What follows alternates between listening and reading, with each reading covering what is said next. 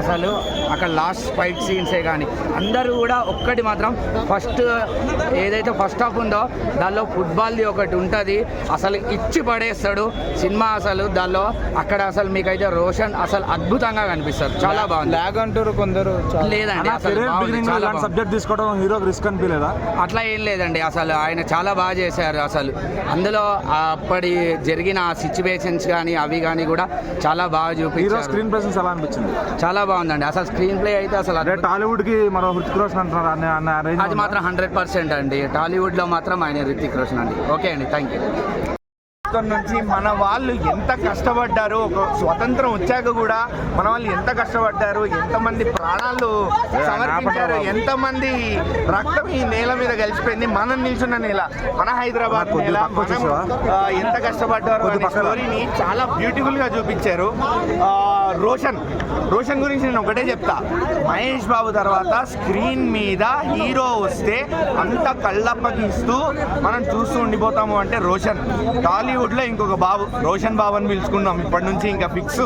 రోషన్ బాబు గారు ఆయన screen presence, డ్యాన్స్లో ఆయన గ్రేస్, అలానే యాక్టింగ్ కూడా చాలా బ్యూటిఫుల్గా ఉంది. ఆ క్యారెక్టర్కి ఇట్లా దిగిపోయారు ఆయన ఇంకా వేరే వాళ్ళని కూడా ఊహించుకోలేమేమో అంతలాగా దిగిపోయారు క్యారెక్టర్లో.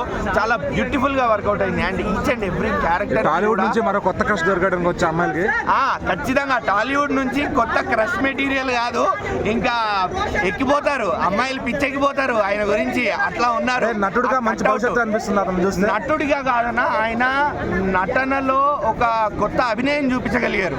నిజంగా ఇన్నాళ్ళు వెయిట్ చేసినందుకు, ఒక 3-4 ఏళ్ళ తర్వాత వచ్చినందుకు ఒక మంచి స్క్రిప్ట్తో, అంతే పట్టుదలతో, అంతే యాక్టింగ్ కూడా చేసి మనకు చూపించగలిగారు. ఇప్పుడు పెళ్లి సందడిలో చూసాము, నిర్మలా కాన్వెంట్లో కూడా చూసాము. ఆయన దగ్గర ప్రామిసింగ్ టాలెంట్ ఉంది అని అప్పుడే అర్థమైంది.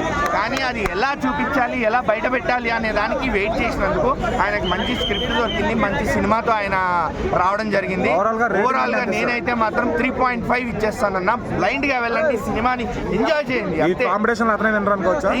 ఈ కాంపిటీషన్ ఇప్పుడు వచ్చిన సినిమాల్లో కూడా అతనే విన్నారని చెప్తాను నేనైతే మాత్రం. మొన్న వచ్చిన మోగ్లీతో సహా. హీరో అంటే రోషన్ హీరో అంటే ఇలా ఉండాలి అని. Nothing Hrithik Roshan is nothing. Hrithik Roshan is nothing in front of him. అవన్నీ ఏముండే అండి. Nothing. Roshan is Roshan, Hrithik is Hrithik. సంబంధం ఉండదు. మన టాలీవుడ్ని రూల్ చేస్తున్నాడు. Because I said him before, is ruling. మేము కొట్టాం, ఇటు గట్టి కొట్టాం. Thank you so much. చాలా హ్యాపీగా ఉందండి. అంటే ఎమోషనల్ అయిపోయాను. యాక్టింగ్ మాత్రం అదరగొట్టినవన్నా. ఎందుకంటే ప్రతి సినిమాలో చూసిన అన్న యాక్టింగ్, ఇలా ఫుల్ లెంత్ ఉంటుంది అన్న యాక్టింగ్. నిజంగా చెప్తున్నా చాలా బాగా చేసినాం అన్న. అంటే ఎప్పుడు చూడాలంటే పర్ఫార్మెన్స్ మీ ఈ సినిమాలో ఒక డిఫరెంట్ యాంగిల్లో కానీ ఒక విలన్ యాక్టింగ్ అంటే ఎలా చేయాలో చేసి చూపించడం. ఇంకా పర్ఫార్మెన్స్ ఇంకా బాగా చేయాలి, ఇంకా ముందు ఇంకా మేము స్థాయికి ఎదగాలని మనస్ఫూర్తి కోరుకుంటున్నాను. Thank you. అంటే ఎవ్రీ మూవీ మీరు అన్నట్టు విలన్గా చేస్తుండే దీంట్లో నేను అంటే అన్ని కైండ్ ఆఫ్ ఎమోషన్స్ యూజ్ చేశాను. And I love it. లిటరల్గా నేనైతే ఎమోషనల్ అవుతూనే ఉన్నాను. నా లైఫ్లో ఫస్ట్ టైం ఎప్పుడంత ఎమోషనల్ అవ్వలేదు. ఏడుస్తూనే ఉన్న టిష్యూస్ అన్ని తడిచిపోయాయి.